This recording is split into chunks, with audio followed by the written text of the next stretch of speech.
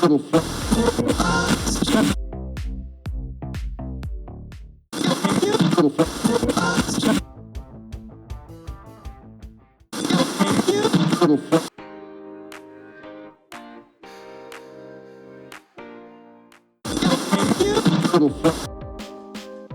right. And welcome to the Resource Plug. This is a podcast where we connect you to the tools, knowledge, and support you may need to navigate life's challenges. I'm your host, Todd Lynch. I'm a certified peer specialist, a counselor in training, and a lifelong advocate for mental health, wellness, and recovery. Whether you're here for inspiration, information, or a sense of connection, this is the spot for you. So here at the Resource Plug, we aim to be the bridge to valuable resources and meaningful conversations. Every week, we're going to bring you an inspiring and educational guest who will share their expertise and personal journeys, followed up by in-depth discussions on timely and relevant topics. From mental health and substance use recovery to practical tips for wellness, our goal is to educate, empower, and uplift. Now, you might be wondering why the Resource Plug. In everyday language, a plug is someone you can count on to connect you to what you need. And that's exactly what I'm hoping to do here. We're all about linking you to resources that can make a difference, whether it's tools for mental health, support networks, or even strategies for personal growth. But let me be clear. This podcast is about education and advocacy.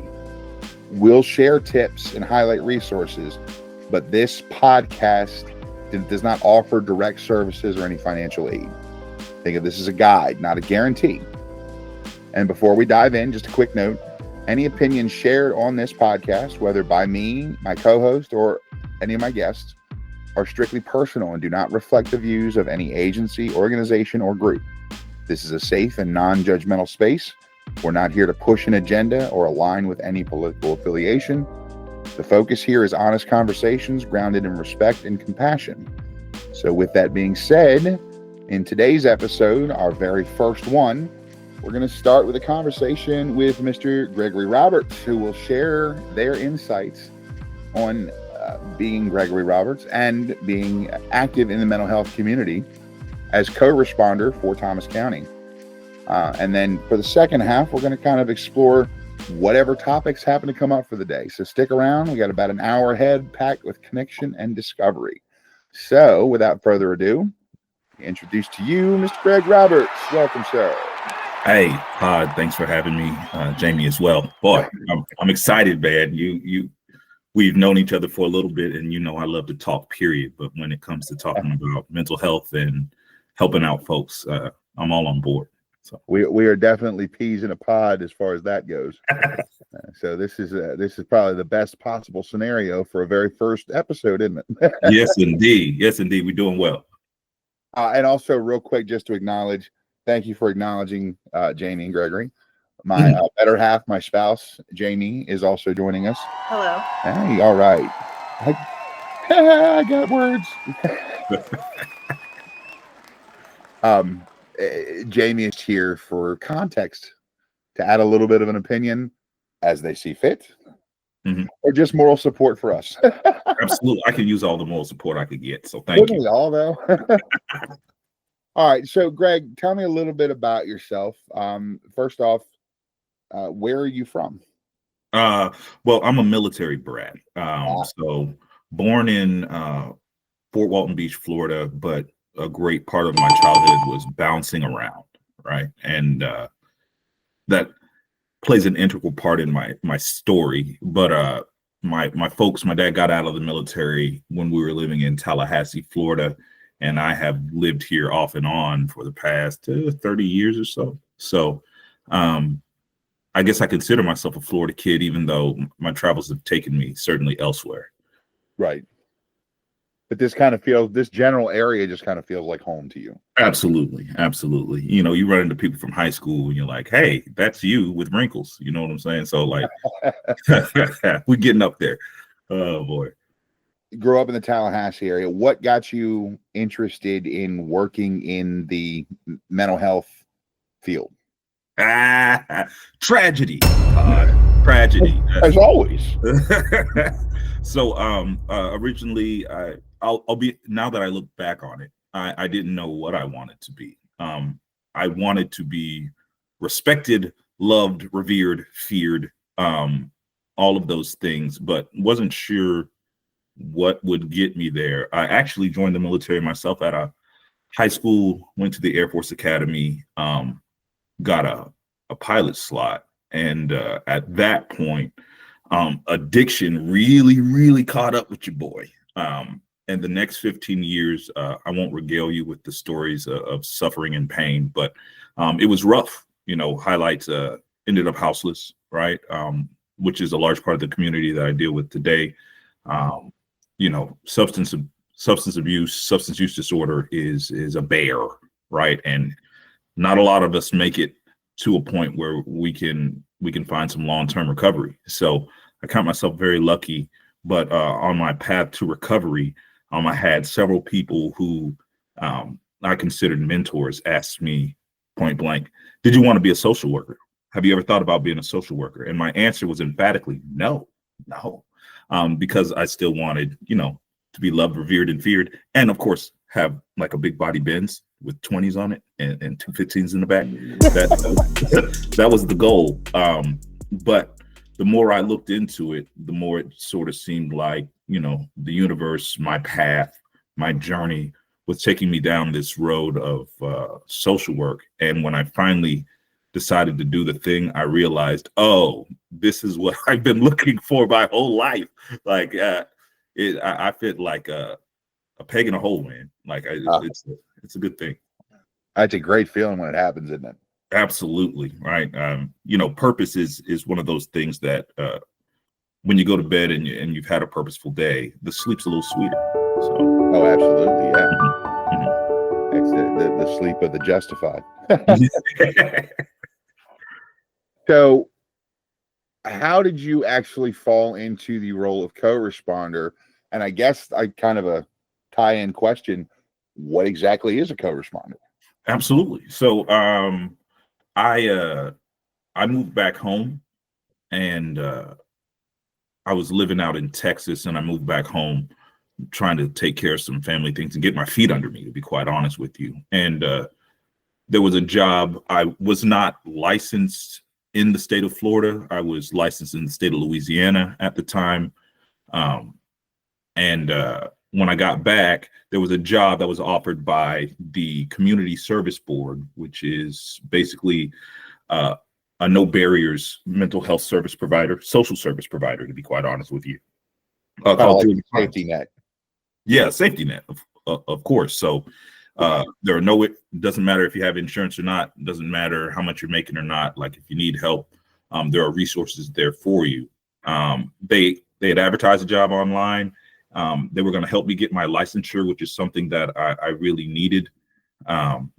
So I applied for the job, got accepted, and became what we call basically an assessor and therapist. So when people walk in the door, I was one of the folks who would ask them basically, hey, what's bothering you? What seems to be the issue as you see it?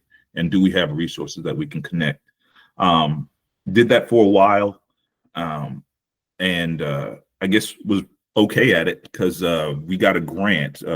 Georgia Pines got a grant. It's called the Connect and Protect grant, which is tasked with building up co-response programs all around the nation. But what a co-responder is a mental health provider that responds alongside police officers, sheriffs, basically all first responders to assess a mental health crisis. So I think we're all sort of aware. We might know a story of somebody who has come into contact with law enforcement that didn't need to be incarcerated, but they were because there was no other place for them. What I get to do is I get to show up with those folks. They make the scene safe, right? I'm not a hero at all. But as soon as the scene is safe, I get to come out and talk with the person that might be in crisis and see if there's a better place for them. Just sort of the nature of the dangers that come with a mental health crisis. Almost, I'd say 99% of the time, jail is not the place for you.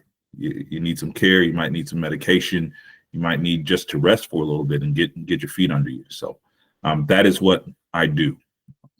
Now, as a co-responder, you're not like armed with a uniform and handcuffs and everything riding around in the patrol cars, correct? Absolutely not. And here's the thing, there are several different models of co-response. We have other co-responders. One of our co-responders, big shout out to them over in Colquitt County. Yes. He has a dedicated officer who he rides along with, and he and the officer do, the buddy cop movie thing. They go out to the calls, they listen to the radio all day. Thomas County, we have an embarrassment of riches, but as of right now, the police department simply doesn't have the manpower to dedicate a person to me. So the way we worked it out is that all of the officers and deputies are aware, even the fire department, police department, the EMTs, they're all aware of me. And if they suspect that there's a mental health crisis or a mental health issue going on, they call dispatch, and the dispatch calls me, and then I respond. So. Okay. So I couldn't call you and say, hey, I'm in a mental health crisis. Can you respond out here and see if you can give me a hand? Yeah, there are some stipulations in the grant. I'll say that if people need help, I'm more inclined to help than to not. So I have received calls in the past. Normally what I do then is I call it in myself. I'll call dispatch and say, hey, can I get an officer out here? I've just been made aware of a mental health situation, and they'll send out an officer.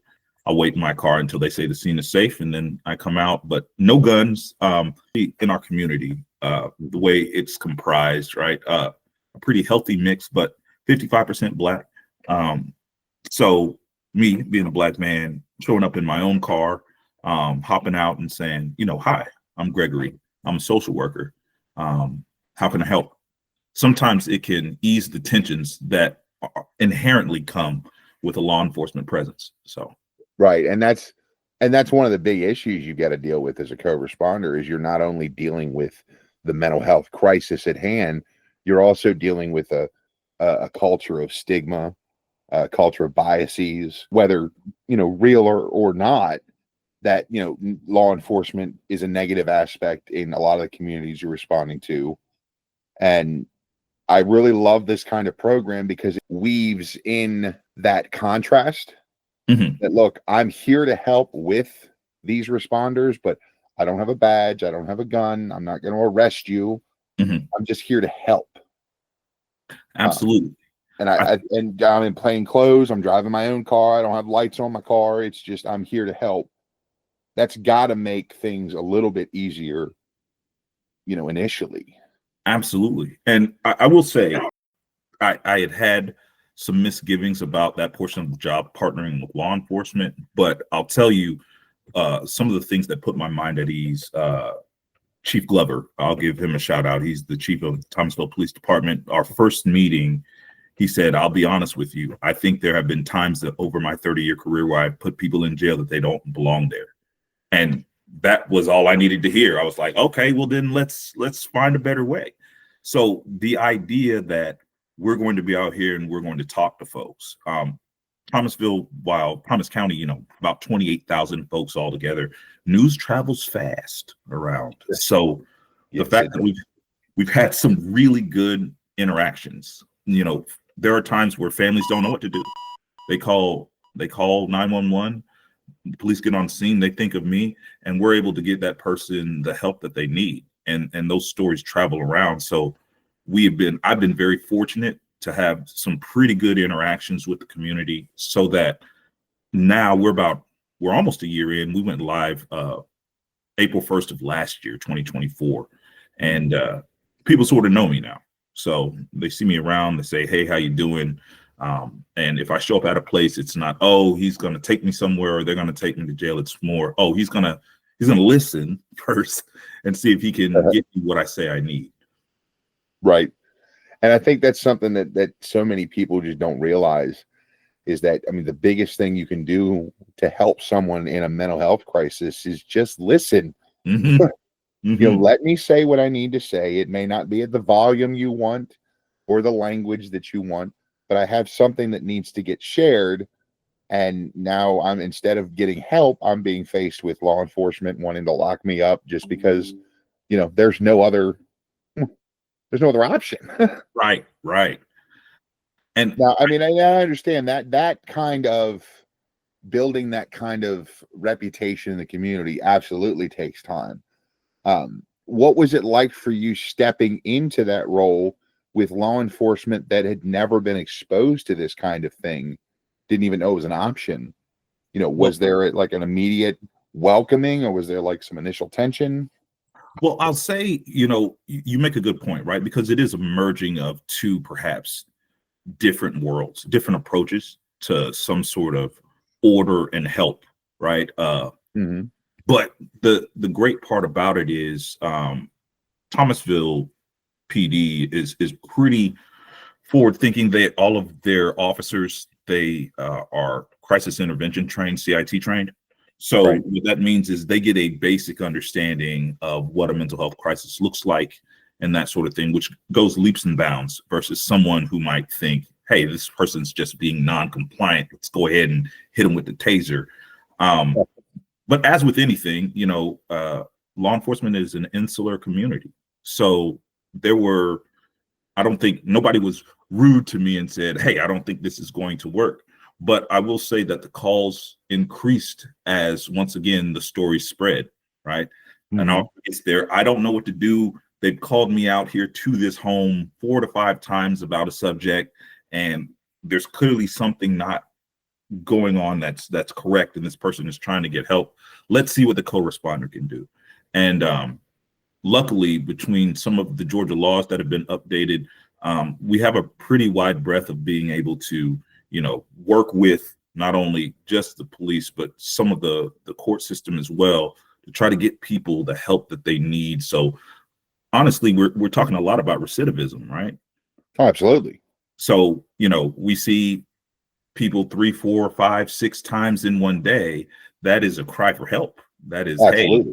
hey, this is not normal. I need to do something, right? So the great part about it is not only is it person-centered, it's client-centered. I think the best part about it is we're doing that, and everybody can sort of get on board with this goal, because police officers get to get back onto the road where they need to be.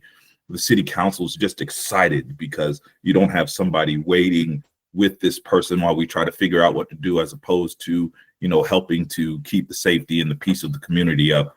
I can work those angles, and I have some resources that I can get in contact with where we can get people in and out. Normally, first contact to that person's going somewhere where they need is 15 to 20 minutes. So it's a beautiful thing. Now, and my understanding was, I believe this was just for, I guess, transparency and clarity. I was employed with Georgia Pines in another department up until the beginning of this year. My understanding was that if it hadn't already gone into effect, there was a transportation program that was being run through Georgia Pines that would assist in transporting individuals to a crisis center or a rehab center, directly, without having to tie up law enforcement. Has that been put into place yet? Absolutely, it has. I don't know. I'll give a shout out to the transportation system. I'm trying not to use names because I haven't asked people if it's okay yet, but Right. Our transportation, our crisis transportation is up and running, and they are really a resource for us. Having worked with some of the municipal court stuff, a lot of folks who are incarcerated, sometimes I'm not available. I don't work 24/7. So people do find themselves incarcerated, but the staff at the jail will give me a call and they'll say, hey, could you come and take a look at this person? I think there's some things going on. Crisis transport has been instrumental, as opposed to the sheriffs having to find a deputy and take time out of their day to transport someone 20, 30, 45 minutes away. I can give our transport folks a call and say, okay, listen, we've got the order. We understand that they can be received and evaluated at an emergency receiving facility. Let's get them over there. And they come, our officers or the deputies who are off duty work overtime with them. So there is a law enforcement presence there if needed. And then we have regular civilians driving the vans, and they'll be there in about 15 minutes. So going from trying to get all the logistics together to calling someone and they handle the logistics for you, I think people are starting to really see the benefit of our programs. And I did not realize that there was a law enforcement aspect included in that program, which I think is a fantastic idea. Mhm. Because, law enforcement absolutely is vital, in making sure a scene remains safe, and that scene can be mobile as it would be in a transportation van. Mhm. But it's good because the program, if I'm correct, is grant funded. Is that accurate? Yes. Mhm. Okay. So, we're now taking law enforcement officers who have these training and these certifications, and instead of tying them up while they're supposed to be, spending taxpayer dollars patrolling and, responding to crimes and whatnot, we can actually justify, look, that's all this officer's going to do. He's going to sit here and ride with these guys and make sure everybody stays safe. And we're paying him from grant money. Absolutely. So it's not coming out of, it's not coming out of the taxpayer's wallet per se. It's not Mhm. dragging away from other resources. So I think that's a great, another great incorporation. I really feel like there's a lot of good work going on, especially in the South Georgia area, but that's just because I'm aware of it. Right. And that is the big challenge. You mentioned that, right? There are so many programs that I think not just Georgia Pines offers, but there are several, not-for-profit organizations that are doing great work. Thomas County Cares comes to mind, Family Connections, Hope Ministry. Hope Ministries, all of the Wellspring Ministries. There's a lot Mhm. of great places doing a lot of stuff, putting people in houses. The Salvation Army does a great program, Pathway to Hope, which funds people's housing up to 5 years for those who have lost their homes in a fire or some sort of disaster. I've been able to hook people up with that, and they do great work over there.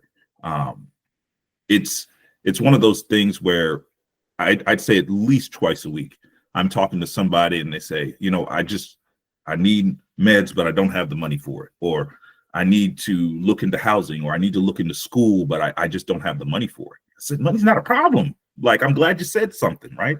There are programs out there. It's closed mouths don't get fed, right? So Right.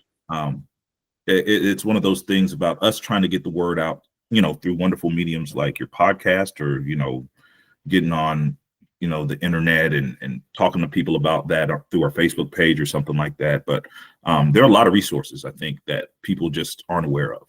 And that kind of brings me to the next question I was going to ask you.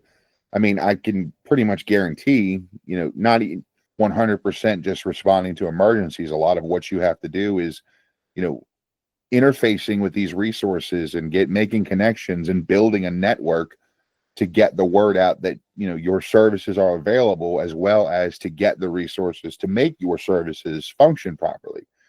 That's got to take a lot of time and footwork.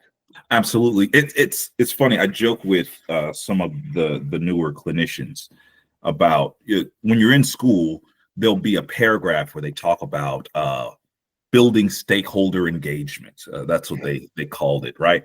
And they talk about it. Yeah, you need to build stakeholder engagement, and then they move right on, right?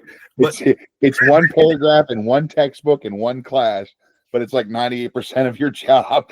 absolutely. I mean, the first part of the job for us, what for me was the CEO of Georgia Pines took me around to people, and I got to shake hands and kiss babies. That's what I was doing, right? And I wanted to be there, right? I wanted, especially with the law enforcement community, they want to know that you were going to be there. So I did new recruit workouts. If there was a muster at 5 p.m., I was there. If there was a promotion ceremony, I was there. If there was an in-ranks review, I was there. I wasn't doing anything, but I needed them to see me, right? The same goes with the fire department, right? I rode along with the fire department for several Fridays. We called it Fire Truck Fridays, where I just sat in the back of the truck and watched them do their job so I could get a better understanding, and they understood that I was available for them. Between that, community meetings, out of that has born some really cool stuff with what we call square table meetings, where we have a bunch of service organizations get together. We get people who seem to be falling between the cracks. We get them to sign an ROI, and then we talk about them frankly, and the entire Thomas County community comes together and says, I have this resource. I can help them with this. I have this resource. And we build a plan, and then we put it into action. It's pretty cool. But We wouldn't have had any of that stuff had, the first year, for those of you who are budding or potential social workers, that stakeholder building thing, that's about a year of just being there, a year of just picking up the phone, a year of, yes, I'll be at your thing over here.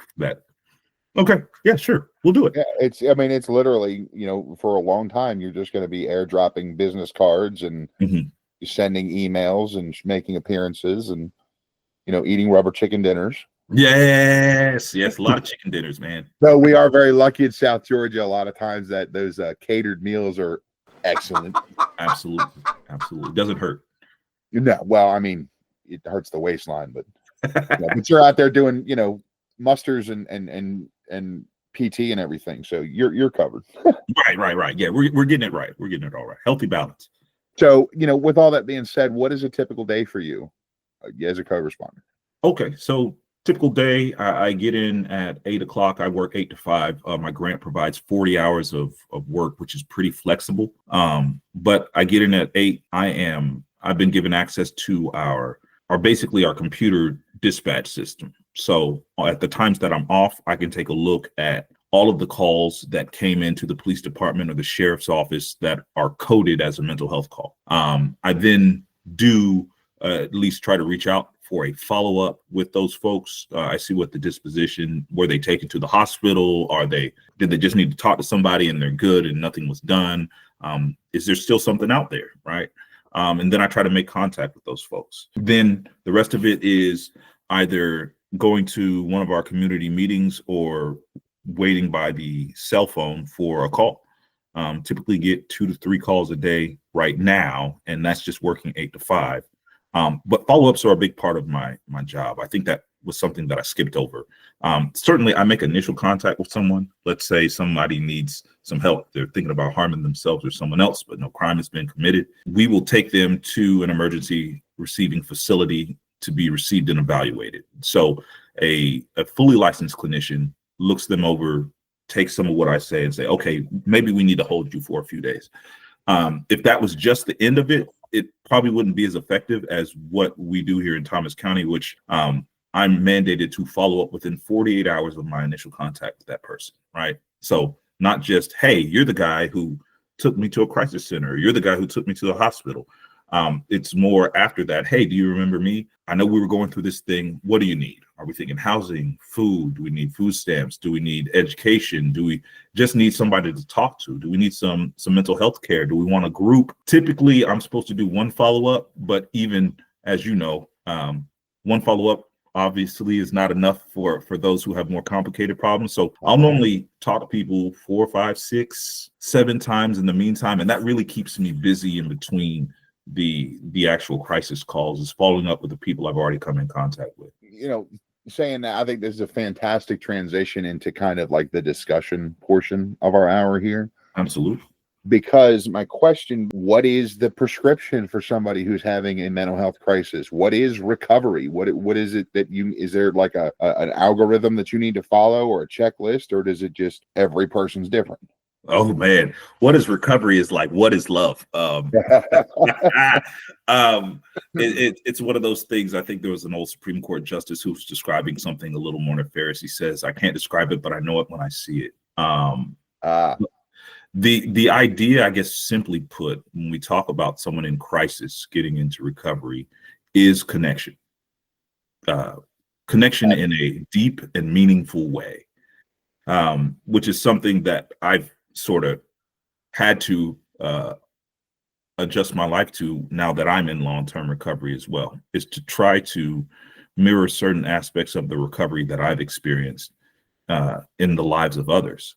So a lot of the folks that we come in contact with, some of the more persistent, serious and persistent mental illnesses, whether we're talking about things on the schizoaffective tree, bipolar stuff, sometimes those sort of things can put a real strain on a family unit, right? So when we finally get to the point where that person comes in contact with me, some of the traditional resources, friends, family, that sort of thing, those have been exhausted. So the question is, how do we get you stabilized first? Because that's the first thing, right? If you have been taking medications before, why do you not take them now? Does it make you feel some type of way? Do you just not have the money to get it? Do you not have transportation to get it? Those are barriers that we can overcome. But let's get you stabilized first, right? Because if I'm trying to give you all this help, but we're still sort of on this merry-go-round of feeling good and bad, that recovery doesn't really stick. It's not really long-term recovery. So connecting folks not only to resources that can help them, but other people who've had lived experience, right? Which is right up your peer support alley. Right. I tell clients all the time, it's one thing to have someone who is, you're lost in the woods, somebody gives you a map and says, this is the way out. That's helpful. But what I'd really like is somebody who had been lost in the exact same place in the woods and says, hey man, hold my hand, we're gonna go out together. Don't go that way, there's some wolves over there. Don't go that way, last time I went that way, I fell off a cliff, right? That is a much more person-centered and I think caring way of guiding somebody into long-term recovery. Absolutely, because there is no one size fits all. You know, if there was a pill that puts you into recovery, you know, we wouldn't need to have 3/4 of the services we have today. Yes, That's not a thing. indeed. I'd be out of a job, right? We can't just pass out insulin to help with your mental health crisis. It's just not going to work. It takes a combination of tools for every single individual. And you can even have individuals who are from the same, demographic background, the same neighborhood, the same family that can need completely different things to even pursue recovery. Absolutely. And I think I find it fascinating and challenging in my work is the ideas that it's a new day every day, right? I've dealt with people who are literally twins before, and their recovery looks, each one of them, those individuals, it looks absolutely different because each one of them are individual people, right? They might have experienced the same trauma or the same effects, but it is manifested in them in different ways, right?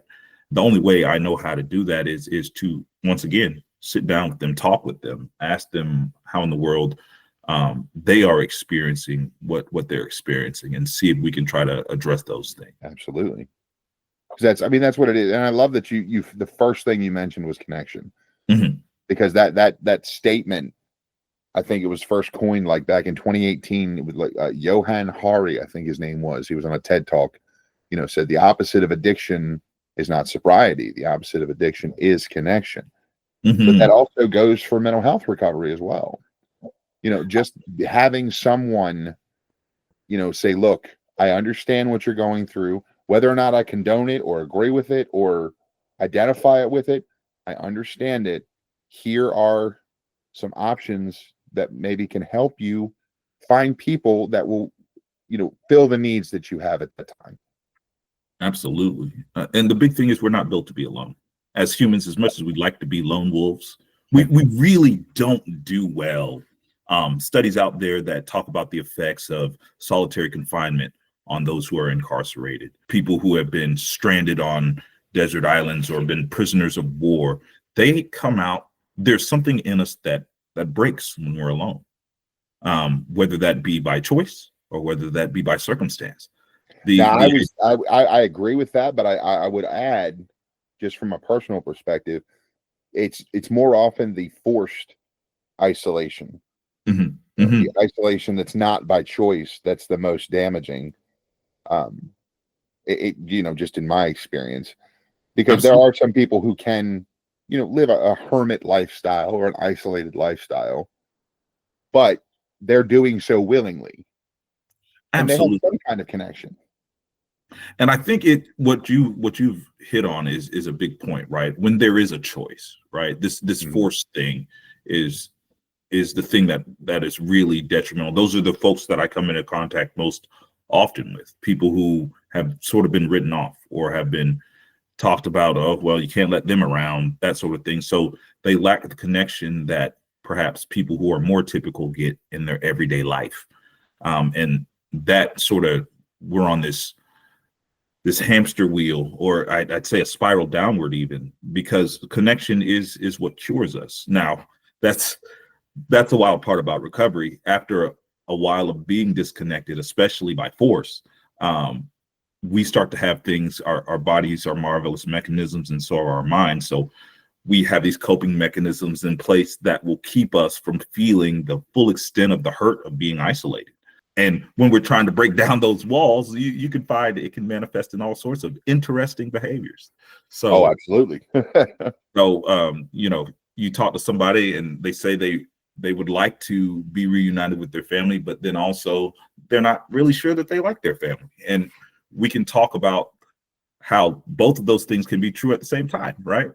Yeah, a lot of dichotomies there. Absolutely. Dialectics is one of my favorite things to get into, because being somebody who is in long-term recovery and then also trying to pass that along to others without falling into it. It's I want to help, but am I the one who's actually helping? These two things can exist at the same time, but it was difficult for me. So understanding that, you know, we are complex emotional beings with very simple drives, I think is the best way to put it, is something that I still work on daily. It's interesting to me, and this is something that I've seen pop up in various different avenues, but there has got to be a difference between measuring success in terms of, you know, your accountability to stakeholders, you know, grant terms, research purposes. There's got to be a disconnect between what they measure as success and what you, as a person coming from a perspective of your own personal recovery, what you would measure as a success. How do you bridge that divide? Or is there one? Is it just am I thinking of it wrong? No, I actually think this is sort of some of the dialectics that we talk about. Those two things exist in separate realms for me. And I get into trouble mental health wise when I start trying to have one reflect the other. Numbers are one thing, but if numbers were the only thing, you just throw a lot of money at a problem and then get a lot of numbers. But that doesn't help the problem. That doesn't heal a community. That doesn't give people a place to go when they need help. So I see them in my mind as two very different things. Certainly there are numbers to get, there are follow-ups to be had to keep the grant money flowing, which keeps this work possible. But as far as what we're doing to try to improve the life of someone, that's not quantifiable. And I think the more I try to, the more I spin my wheels, right? So, I mean, it's almost impossible to chart that on a graph. absolutely. So I have given up. the idea, but it's kind of one of those things. The numbers are a justifiable evil because you have to present numbers to, you know, the number crunchers, the money people. Mm-hmm. You can't operate and exist without money, you know, without cash flow, but you have to justify that existence with numbers. And you can't just make them up. They've got to be documentable numbers. So there's got to be at least some kind of way to bridge that, but there's still always going to be a disconnect there.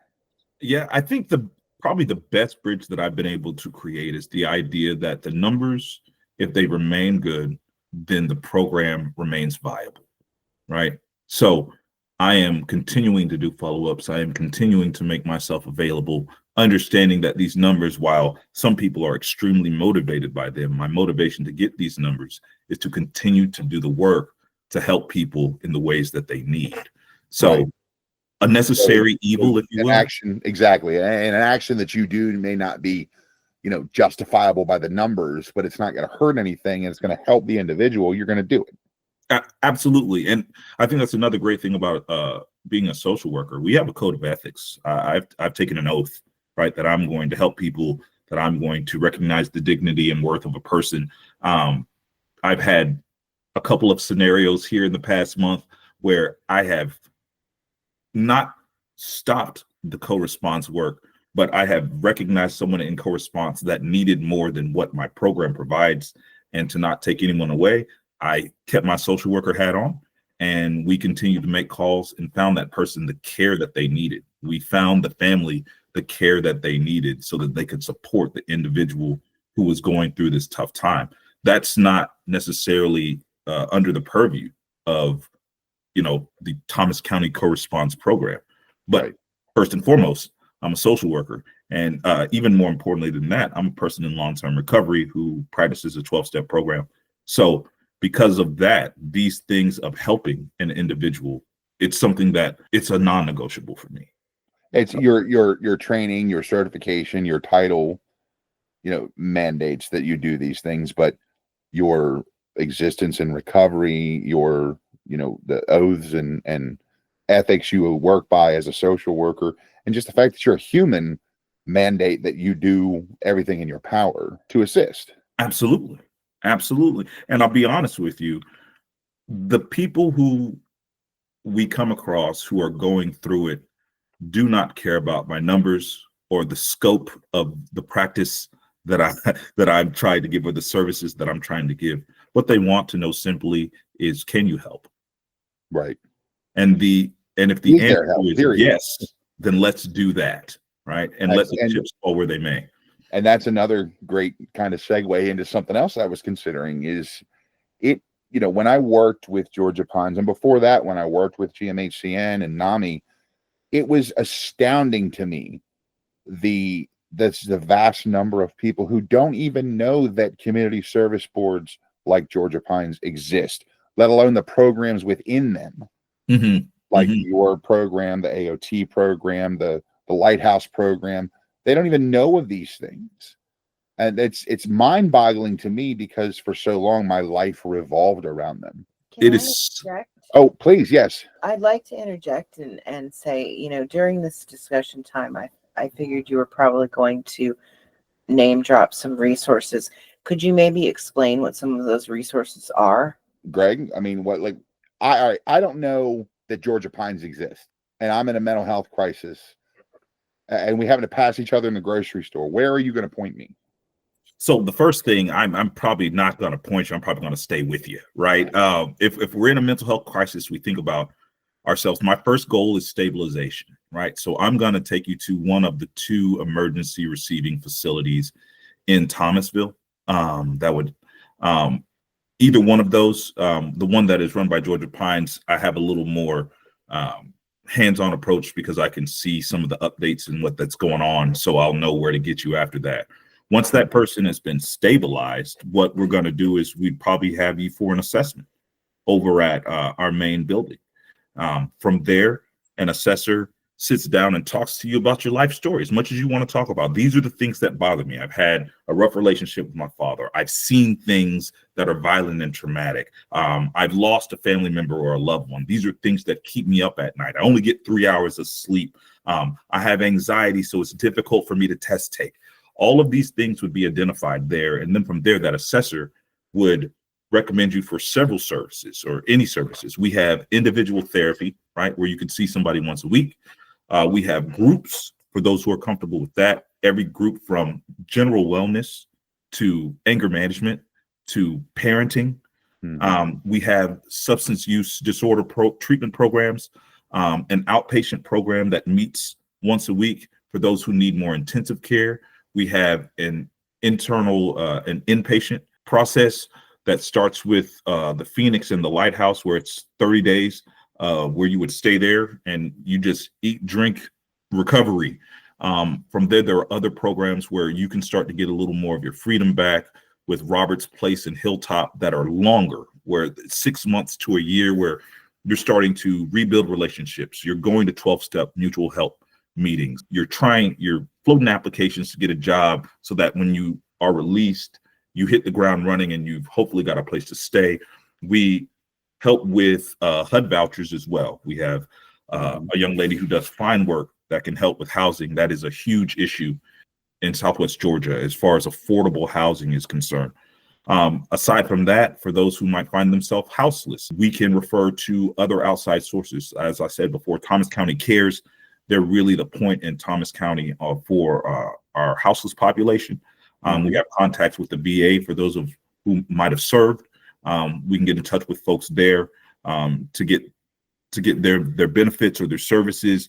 So the resources are everything from getting you food, shelter, help with substance abuse, help with mental health, group and family therapy, or finding the resources of those folks who do. But I think when we say that there's really something for everyone, the idea is absolutely that whatever is normally ailing you, we either have a resource for it, or we can find someone in the area who does provide that resource. Right. So it's not just, in many ways, Georgia Pines, which is the community service board for this area, which, by the way, is Thomas County, Colquitt County, Mitchell County, Decatur County, Grady County, and Seminole County, right? Yes, indeed. Anybody? Nailed it. Yay. I'd ask the boss for a raise, but I don't work there anymore. I'll see what I can do. But I mean, Georgia Pines, again, thank you. Georgia Pines is kind of the safety net for that entire area. So I'm assuming that Thomasville is not the only office. Absolutely not. We have offices spread all over. As a matter of fact, we have co-response programs in Colquitt and Mitchell County as well. I've worked with the schools. Mental health crisis is not limited to adults. Some of our adolescents are really going through it. They've seen some things. They've experienced some things. Here in the new year, we're getting up running a co-response program in Colquitt County within the school system, which is just another great resource. The great part about what we do when you talk about a safety net, our safety net is responsive. So if there's a need and we don't meet that need, we're going to try to find a way to meet that need. And you expand that safety net to cover whatever that need might be. Absolutely. All right. Now, same scenario, but I'm not in a crisis. I have a little bit of awareness, and I don't necessarily in any danger or crisis, but I want to kind of address things so it doesn't get to that point. So what would change about our interaction there? I don't think much would change at all. The first wave of any sort of help is to assess what's really going on, right? I stressed the importance early on of listening to get a full scope of what is going on in someone's life. So it would start with an assessment. Again, maybe the only thing that would be different is if we're not thinking about harming ourselves or someone else. We have walk-in hours at the outpatient clinic. So what that would look like is anywhere from 8 o'clock to 3:30. You can walk in and say, I need to talk to someone. I need an assessment. And they will put you on a list and you will be seen that day to get the process started. What ends up happening is after those programs and needs are identified and the referrals are sent off, you'll also be reviewed by one of our physicians, right? Some of what we experience can be ameliorated by prescription medication. We don't force anybody to take any meds over at the OP clinic, but we do have a Dr. C to sign off on the things that our assessors have seen and then recommend any medication that might help. Once you've done those two things, you are a full-fledged Georgia Pines client and can take advantage of anything that you qualify for, any of the groups, any of the programs that we offer. So it would probably cut out a step just because there isn't the crisis element, but the rest of it would be the same. Now, if I live anywhere in the, in this catchment area, as it's referred to, can I come to Thomasville if I don't live in Thomas County, or can I go to one of the other offices for the same thing? Absolutely. You can come to any of the offices, right? We do have people. And here's the thing. We understand that while we have made leaps and strides, right, on this idea of mental health stigma, it still exists, right? Absolutely. So we have dealt with folks and provided services to folks who might live outside of the Thomas County area, but they say, I live in a small community, and if anybody sees me walking in that building, there will be trouble for me, and I don't want that trouble. So they will come to Thomasville, right, where they don't know many people, and they will get all the services that they need there. In certain special cases, I've been able to do telehealth therapy, right? Folks who might have come in for an initial session, but now they say, as far as transportation is concerned, it's a little unfeasible for me right now. So what I'd like to do is hopefully meet with you on one of our secure therapy platforms online at a certain time. And we do that as well. Basically, wherever you are, whether you're in one of the counties that you mentioned before, you can come into any one of the offices and we can get you started. So if I can't make it there, or if, when we finish up, I'm done, but then I go into a crisis, is there somebody I can call? Absolutely. So there's a couple of things that I always ask you to do. If you find yourself in a crisis, 988 is a valuable resource, right? It'll keep somebody on the phone with you. And we aren't the only show in town. Benchmark, the Georgia Crisis Access Line, they are all folks who respond to crisis with their mobile crisis teams. What makes us unique is because I'm sort of stationed centrally in Thomasville, my response time can typically be a little quicker. And we know that, seconds and minutes count in a crisis situation. But 988 certainly is the national line for a mental health crisis. They can get you to where you need to be. If you have an area code, a cell phone that you call from, and it is outside of that area, please let them know exactly where you are, what your location is, because the system works off of area codes on your phone. So if you've got a Denver number like I do, they might send you out to Denver and you're like, no, I'm in Southwest Georgia. So just to cut down on that a little note. But if you can't remember 988, especially in the Thomas County, the Colquitt County, or the Mitchell County areas, call 911. Ask for, hey, there's a person who helps with crisis. You don't even have to remember co-responder. They know me. They know our other two co-responders as well. You say, hey, I'm having a crisis. I need that mental health person to come out and talk to me. They'll know who you're talking about. They'll dispatch us, and we will be on our way to you. I mean, the implementation of 988 has been just phenomenal. It's not perfect, but it's a brand new system. Absolutely. And they're starting to work whatever kinks there may be. I know they're working right now to address the whole area code issue and trying to work on, geolocating. So you don't even have to go through that, but it's a process. Absolutely. I think the last thing I wanted to touch on as we start to wrap up today is how do you personally and professionally face the whole forced treatment or involuntary treatment issue? I know personally from a peer perspective, that is a very touchy subject. Even more so because I worked for almost 2 years in a program that every one of our clients was there under a court mandate.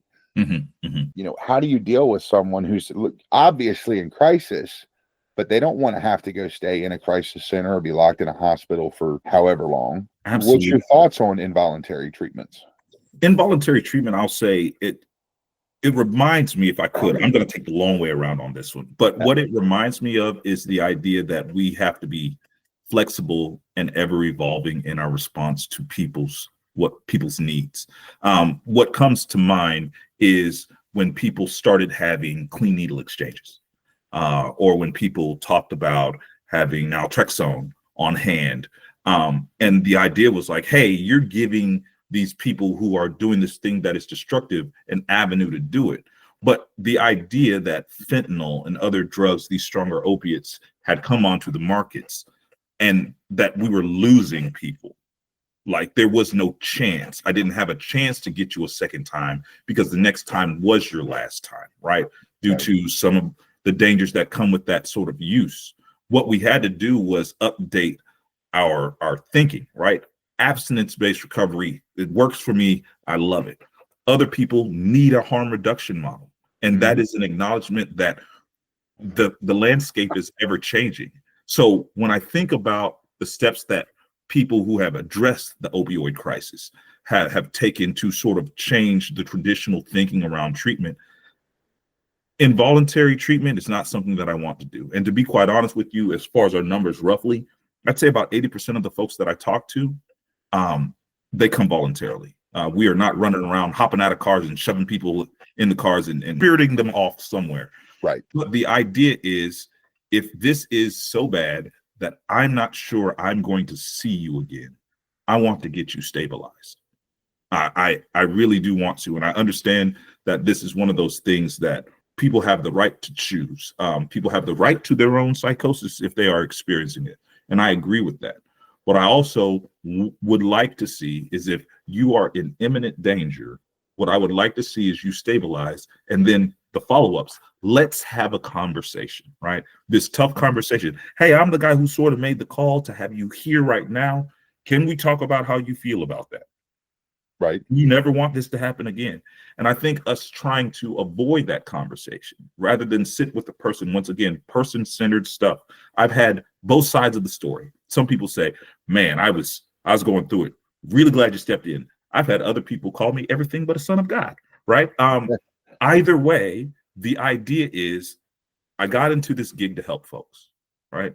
And sometimes mental health can get so serious that it's difficult for you to help yourself. This mental health stuff is so nefarious, it affects the one part of our body that tells us we don't have a problem.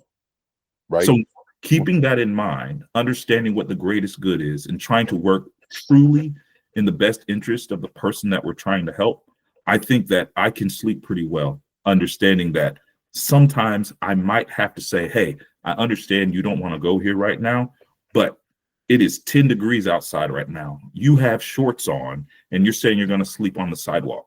This is not safe. And if you think that's a good idea, then let's get you someplace where I know you're safe, and then we can talk about it later. But I need you to be here for us to have that conversation. I mean, to me, it's always come down to kind of a two-pronged approach. First off, if something is potentially preventable, why not take the steps to try and prevent it? That's the harm reduction thing. That's the, checking yourself voluntarily into a treatment facility. Either way you look at it. The other thing was involuntary treatment, be it commitment or mandate or whatever, it has always worked for me because it exists. I don't want to have it implemented, and I want to do everything in my power to make sure it doesn't become implemented. I need to be aware of what my symptoms are. I need to be aware of what, medications I need to do, what actions I need to take. And I've even gone so far as to fill out one of the Georgia Psychiatric Advance Directives to say, look, this is what it looks like when things aren't going well. This is what it looks like when I might have to go to a hospital involuntarily. Here's how it's going to work best to navigate it with me. Because if I do these things, I don't have to worry about the involuntary aspect of it.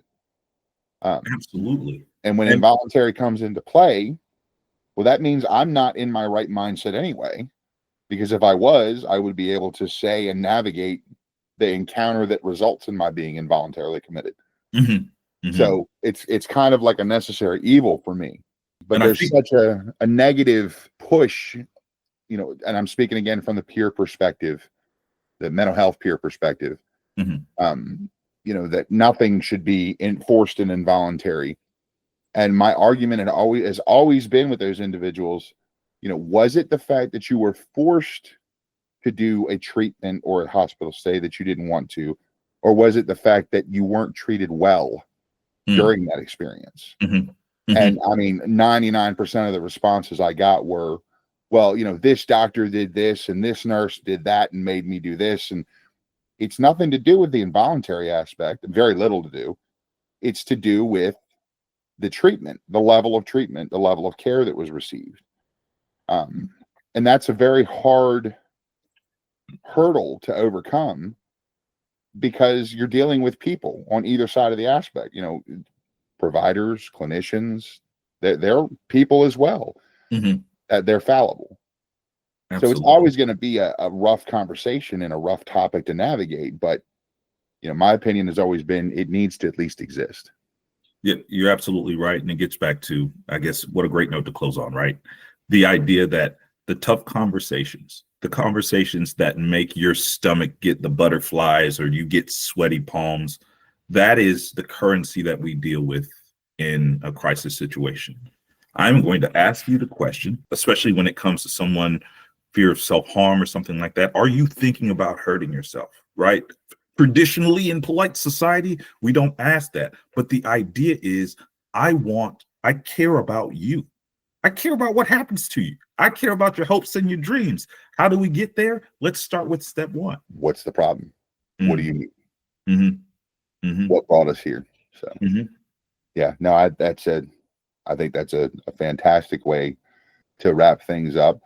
Is there any information you want to share? I know the Georgia Pines website is www.georgiapines.net. I'll put a link in the podcast information for them. Also 988, you can call 988, you can text 988 on your phone. And you can also go to, 988lifeline.org or the actual website in there, but you can do it online too. Absolutely. I think the big thing that I'd say is, help is out there. even if we're not comfortable talking with everyone. It takes a while for some folks to get comfortable. Talk to someone you trust, someone who you know wants good things for you. If you're having issues, talk to that person and keep talking until you get the help that you need. Well, to borrow from the 12-step community, the meeting you need to go to is the one you don't want to. Yeah. Maybe the conversation you need to have, or you don't want to have, is the one that needs to be had. Absolutely. Well, Greg, I appreciate your time, man. Hey. I think everybody knows how to get a hold of you if they need to. If not, we'll put any contact information in the podcast. Just thank you for taking the time and sharing, your story and your experience with us. This is exactly what I wanted this podcast to be, and I couldn't be more thrilled about it. Outstanding. Todd, Jamie, I thank you guys so much. It's been a pleasure. Thank you. Absolutely. Definite pleasure on our end.